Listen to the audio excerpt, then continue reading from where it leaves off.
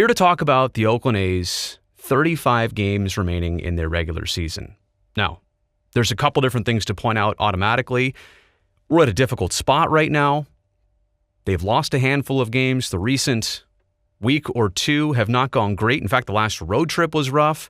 This homestand so far has been brutal. And oh yeah, their next opponent after today off is the New York Yankees on an 11-game win streak for 4 straight days at the Coliseum.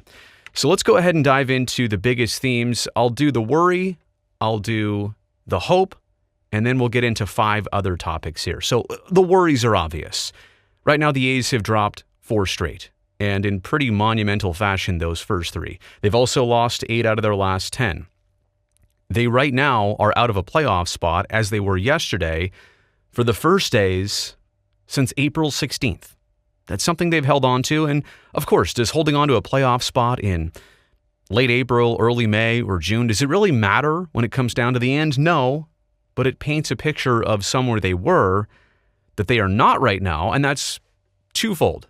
That's how they've slipped a little bit, and that's also how some of the other competitive teams have made their moves.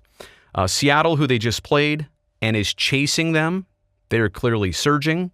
They've won 11 of their last 13. I'll get into the Seattle factor in just a second. But on that note, the A's are battling on 2 fronts. It's not necessarily just the West, and it's not just the wild card. Clearly, your preference would be win the division, avoid that wild card game.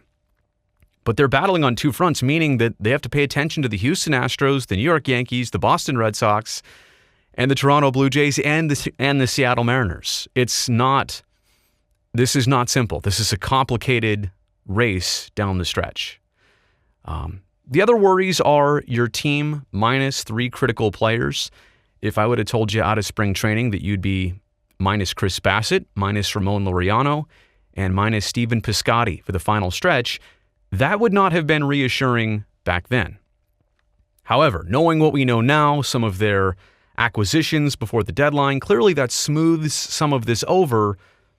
But again, this is going down the stretch minus critical players. And every team has their setbacks and their injuries, and in this case, a suspension. But to the point, it's a concern that this team is not at full strength, as maybe some of the other ones are.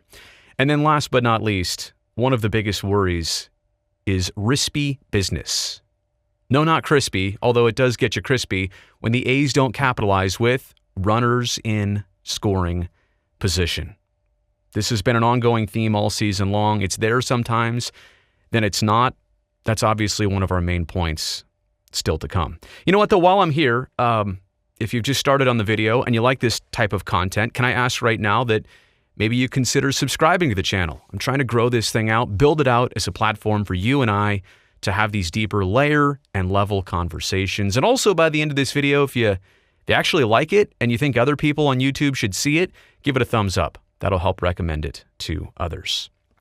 Okay, that's all the worry. And I had to just get that out of the way because, I always like to bring it to the hope.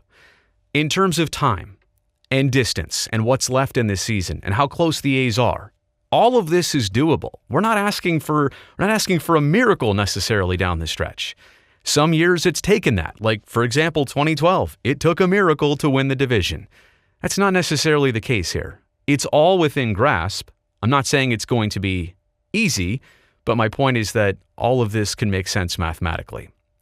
Another hope would be the 4 reinforcements. I guess that's what I'm calling Andrew Chafin, Yan Gomes, Josh Harrison, and Starling Marte. I mean, where would the A's be without the benefit they've provided in the month since the trade deadline? Honestly, these guys have given you everything as advertised in all their different respects and all their different roles. This truly was the best A's trade deadline probably in 20 years. People go back to Jermaine Dye. People go back to Ricky Henderson before that. I agree. I'm saying right now that this year, and I hope it gets talked about a lot, no matter what the end result is or not, this was the push. I mean, the front office assistance here doesn't get much better. The A's are due to ride the wave. That's what this season's been all about. Win 13 in a row, go through a rough patch. Win 7 in a row recently, and yeah, now this. They've lost 8 of their last 10 or 11? So if you believe in the wave and you believe that that is the theme of this season and you believe in the amplitude and the wavelength of how the year has gone, then yes, you'd have to believe that this thing is going to turn around naturally. Another piece of hope is that the A's are going to face Houston, who they're chasing, head-to-head 6 more times. I believe they make up 2 of the final 3 series of the season. I think it goes homestand against Houston, on the road against Seattle, and then on the road to close it out against the Astros. I think those are the final 3 series. But that opportunity remains. Now, let's be honest. If you're Houston, I don't know if you want to see the A's, and the A's are chasing you. I don't know if you want to see the A's that much down the stretch. That is leaving if you don't buy yourself cushion and seal the deal right there, the Astros are in trouble. So that is going to leave the door open for the A's so long as they're in striking distance. Now, they've got to perform in those Houston games, but you understand the point is that it will be there in those 6 games so long as they keep it, close enough. Go into those 6, down 2 games, plenty of time to make it right. Down 1 game, plenty of time to make it right. Down 4 games, that might be a little bit more difficult. The last point I want to make here is that there are options everywhere. What do I mean by that? Despite the fact that you're down Bassett and Laureano and Piscotty, and honestly, and down Trevor Rosenthal all season, and down Mike Fiers virtually all season, there are still other people who have stepped up and stepped in. I'm talking about a Paul Blackburn in the rotation. I'm talking about getting Chad Pinder back or Seth Brown coming up and when he plays regularly doing a great job in right field.